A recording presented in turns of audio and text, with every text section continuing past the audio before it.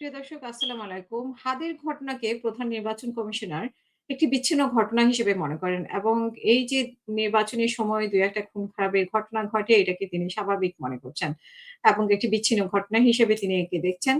এরকম ঘটনা আগেও ঘটেছে, এখনো ঘটবে এটাই স্বাভাবিক। কিন্তু আইনশৃঙ্খলা পরিস্থিতি ভালো আছে তিনি বলছেন।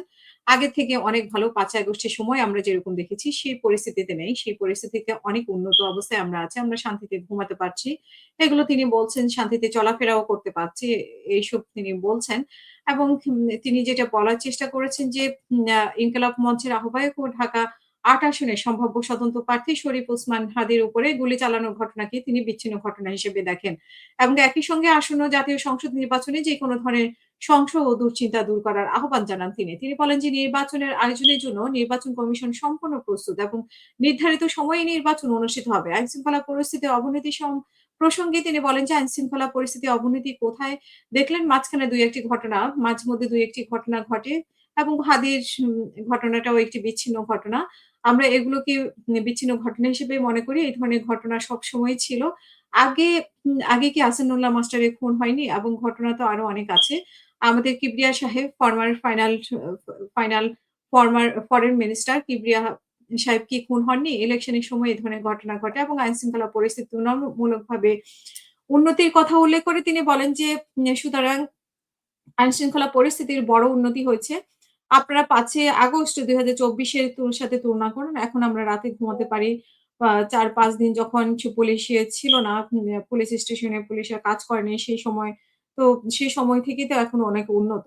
এবং তিনি বলেন যে, আমরা শান্তিতে চলাফেরা করতে পারছি, রাস্তায় চলাফেরা করতে পারতেছি, শান্তিতে ঘুমাতে পারতেছি এবং আইনশৃঙ্খলা পরিস্থিতির অবনতি হয়নি। আমরা গতকালই আইনশৃঙ্খলা বাহিনীর টপদের সঙ্গে আলোচনা করেছি এবং প্রয়োজনীয় নির্দেশনা দিয়েছি। এবং প্রধান নির্বাচন কমিশনার বলেন যে, ইনশাআল্লাহ আমাদের আইনশৃঙ্খলা বাহিনী সম্পূর্ণভাবে প্রস্তুত। এখন থেকে নির্বাচনের পর্যন্ত যাতে আইনশৃঙ্খলা বজায় থাকে এবং সুষ্ঠুভাবে নির্বাচন করা যায়, আইনশৃঙ্খলা বাহিনী গতকালই তাদের সম্পূর্ণ প্রস্তুতির কথা আমাদেরকে জানিয়েছেন।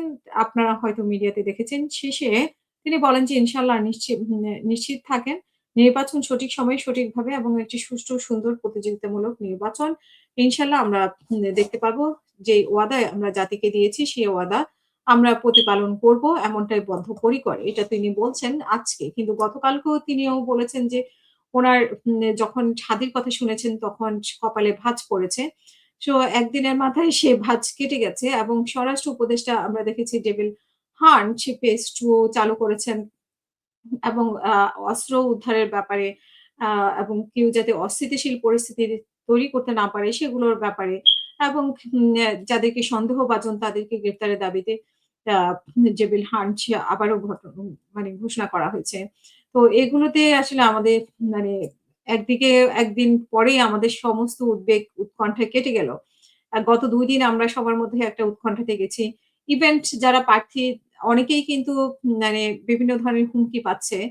তো সেগুলোকে আসলে গুরুত্ব দেওয়া হচ্ছে না।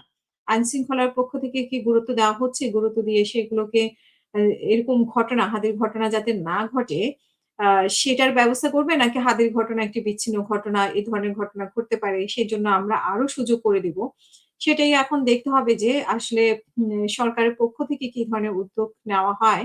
সরকারকে এগুলো বিচ্ছিন্ন ঘটনা বলে একটার পর একটা ঘটতে দেবে যেটা আমরা শুনতে পাচ্ছি যে কিলিং মেশন এ অনেকের নাম আছে।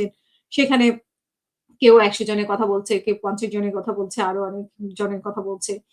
আ সো যারা শত্রুপক্ষ তারা কিন্তু উৎপত্তি আছে। সো আরো অনেক ঘটনা ঘটবে। সেগুলোর ব্যাপারে সরকার আসলে কি সিদ্ধান্ত নেয়, সেটা হচ্ছে গুরুত্ব সহকারে দেখে কিনা। আর গুরুত্ব সহকারে না দেখে যদি এই প্রধান নির্বাচন কমিশনের কথা মতোই যদি একটা বিচ্ছিন্ন ঘটনা বলে উড়িয়ে দেয়, তাহলে আসলে দেশে আরো অনেক ঘটনা ঘটতে দিবে এই সরকার। সেটাই আমরা মনে করি। আপনাদের মতামত জানাবেন কমেন্ট বক্সের মাধ্যমে।